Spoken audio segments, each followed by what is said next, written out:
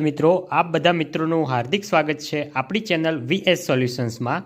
તો મિત્રો આજના આ વિડીયોની અંદર આજે આપણે ધોરણ 10 વિષય ગુજરાતી વિષયની અંદર જે આપણું 16મું પ્રકરણ છે ગતિપંગ, જે એક લઘુકથા છે મોહનલાલ પટેલ દ્વારા લખાયેલ। તો એની આજે આપણે સ્વાધ્યાય પોથીનું સંપૂર્ણ સોલ્યુશન આજે આ વિડીયોની અંદર જોવાના છીએ। તો વિડીયોને આપણે છેલ્લે સુધી પૂરેપૂરો સ્કીપ કર્યા વગર જોવાનો છે અને જો તમે ચેનલ ઉપર નવા હોય તો ચેનલને અચૂકથી સબસ્ક્રાઈબ કરવાની છે। તો જોઈએ આપણો વિભાગ નંબર એ, એમાં છે પહેલો કે નીચેના દરેક પ્રશ્નના એક વાક્યમાં ઉત્તર લખો। એમાં પહેલો કે ડુંગરે પોતાની નજર ક્યાં સ્થિર કરી? તો ડુંગરે પોતાની નજર ગગનના માર્ગ તરફ સ્થિર કરી। બીજો, ડુંગર અને તેની વહુ કેમ ઝડપથી ચાલી રહ્યા હતા? તો ડુંગર અને તેની વહુ ગાડી પકડવા ઝડપથી ચાલી રહ્યા હતા। ત્રીજો છે, ડુંગરે ચાલતા ચાલતા શા માટે પાછળ જોયું? તો પત્ની ચાલવામાં પાછળ પડી ગઈ હતી, ત્યાંથી ડુંગરે ચાલતા ચાલતા પાછળ જોયું।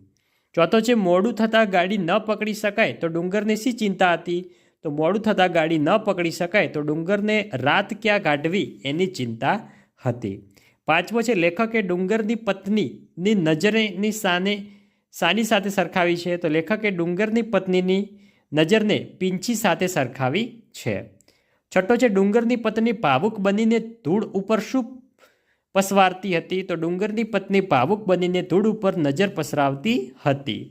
સાતમો છે, ડુંગરની પત્ની શાથી હાલી ઉઠી હતી? તો ડુંગરની પત્ની મૃત સંતાનની સ્મૃતિથી હાલી ઉઠી હતી। આઠમો છે, ડુંગરની પત્નીને હૈયે શું જડાઈ ગયું હતું? તો ડુંગરની પત્નીની હૈયે તેની મૃત બબલીની પગલીઓ જડાઈ ગઈ હતી। નવમો છે, ધૂળમાં પગલીઓ જોઈને ડુંગરની પત્નીને કોણ યાદ આવ્યું? તો ધૂળમાં પગલીઓ જોઈને ડુંગરની પત્નીને પોતાની મૃત બાળકીની યાદ આવી। દસમો, લાકડીને ટેકે ગગન તરફ મોં રાખીને કોણ ઊભું રહી ગયું હતું? તો લાકડીની ટેકે ગગન તરફ મોં રાખીને ડુંગર ઊભો રહી ગયો હતો। 11મો છે, ગગન તરફ મોં રાખીને ઊભા રહેલા ડુંગરને જોઈને કોણ સાવધ થઈ ગયું? તો ગગન તરફ મોં રાખીને ઊભા રહેલા ડુંગરને જોઈને ડુંગરની પત્ની સાવધ થઈ ગઈ। 12મો છે, પાઠ્યપુસ્તકના કયા પાઠમાં પાત્રના ચાલવાની તેમજ તેના વિચારોની ગતિનો ભંગ થાય છે? આ મિત્રો તમને બોર્ડની પરીક્ષામાં પૂછાઈ શકે છે।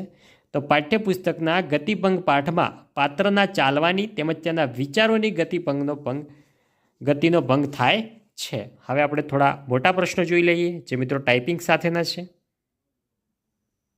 જોઈ શકો છો મિત્રો, પ્રશ્ન નંબર 2 છે કે નીચેના પ્રશ્નના 3-4 વાક્યમાં ઉત્તર લખો। એમાં પહેલો કે પત્નીને બેસી પડેલી જોઈને ડુંગરને શેની ચિંતા હતી? તો પત્નીને બેસી પડેલી જોઈને ડુંગરને ચિંતા હતી કે ગાડી ચૂકી જવાશે તો તેમની દશા નહીં ઘરના કે નહીં ઘાટના જેવી થશે અને રાત ક્યાં પસાર કરવી એની પણ ચિંતા હતી।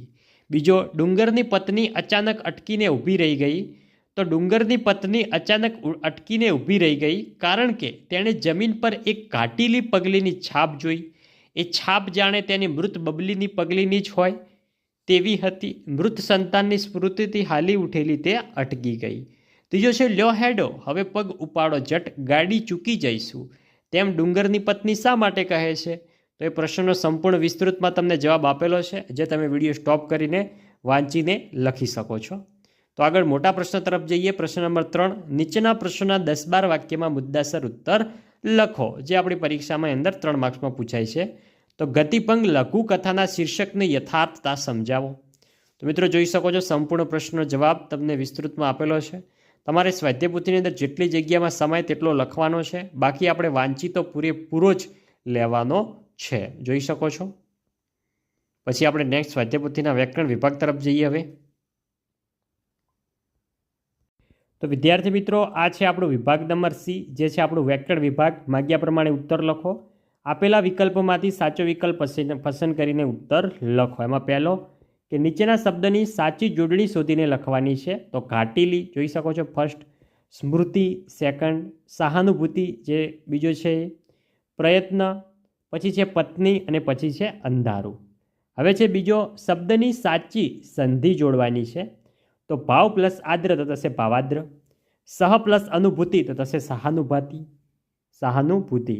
હવે છે આપણે સમાસ ઓળખાવાનો છે। ભાવદ્ર તો એમાં મિત્રો થશે તત્પુરુષ સમાસ, ગતિભંગ તો એમાં મિત્રો થઈ જશે તત્પુરુષ સમાસ। હવે છે ચોથો કે નીચેના શબ્દમાં કયો પ્રત્યય રહેલો છે તે આપણે લખવાનો છે।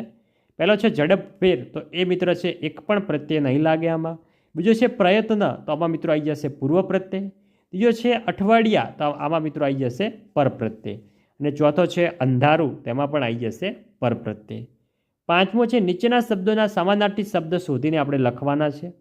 પહેલો છે અણસાર, તો એમાં આવશે સંકેત. બીજો છે ઘાટ, તો આવશે ઓવારો. ત્રીજો છે દશા, તો થશે હાલત. ચોથો છે સાવધ, તો થઈ જશે હોશિયાર. હવે છે છઠ્ઠો કે સંજ્ઞાઓનો પ્રકાર લખવાનો છે. ધૂળ, તો મિત્રો થઈ જશે દ્રવ્યવાચક. સ્મૃતિ, તો થઈ જશે ભાવવાચક. રાત, તો એ મિત્રો શબ્દ છે, તો થઈ જશે વ્યક્તિવાચક. વહુ, તો એ પણ મિત્રો શબ્દ છે, માણસનો જ આ પ્રકાર છે, તો થઈ જશે જાતિવાચક.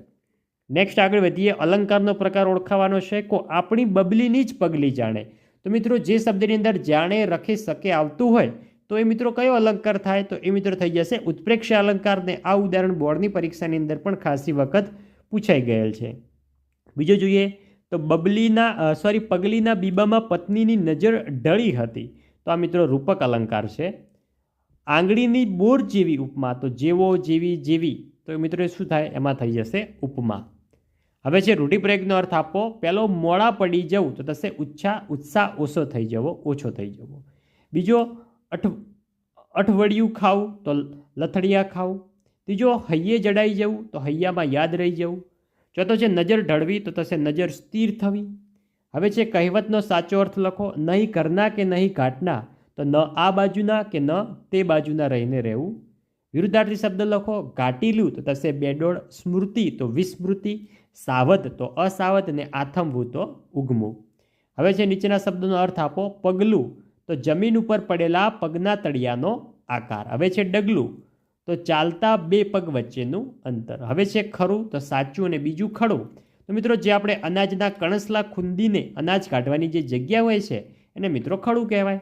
પછી જે છેડો, તો લાંબી ચીજનો છેલ્લો ભાગ. ને છે અંત, તો સમાપ્તિ કે નાશનો વખત. હવે છે સાપ, તો મિત્રો એક જાનવર. અને સાપ, તો મિત્રો છે બદ્દુઆ, જે ઋષિમુનિઓ આપતા હતા પહેલાં. હવે છે તળપદા શબ્દોનું શિષ્ટરૂપ. ખોળવું, તો થશે શોધવું. છેક, તો થશે પર્યત. લ્યો, હેડો, તો થશે હવે ચાલો. ને અડવડવું, તો થશે આડું. હવે છે વાક્યમાંથી વિશેષણ શોધી તેનો પ્રકાર લખવાનો છે. પહેલો છે એક કાટેલી પગલીની છાપ એ બતાવી રહી હતી.